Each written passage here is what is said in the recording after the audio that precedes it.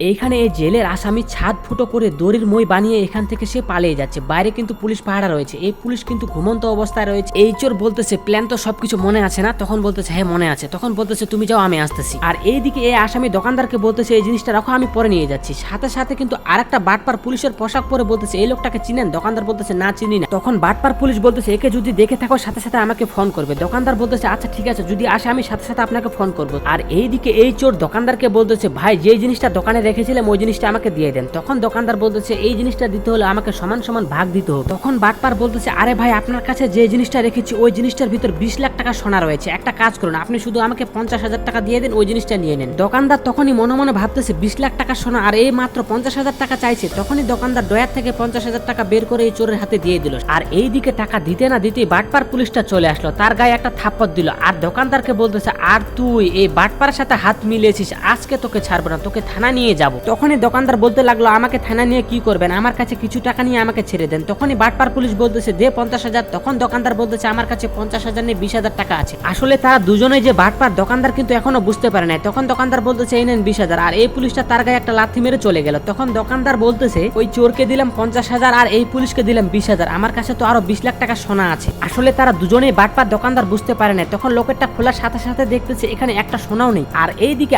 আসল পুলিশ এই দুজন বাটপারের ছবি দেখিয়ে বলতেছে এদের কি চিনো? তখন দোকানদার বলতেছে আমি এদের চিনি না, পুরো এলাকায় এই দুটা বাটপার রয়েছে, এখনই জেল থেকে বের হয়ে ওরা বাটপারে শুরু করেছে। তখন দোকানদার কান্না করে বলতেছে আরে স্যার আমি এদের চিনি না, এখনই এরা এসে আমার সাথে বাটপারি করে চলে গেল। আচ্ছা আমাদের তাহলে লেট হয়ে গেছে, ওদেরকে অন্য জায়গায় খুঁজতে হবে, জলদি চলো। তো বন্ধুরা এরকম বাটপারের পাল্লায় কেউ পড়বেন না।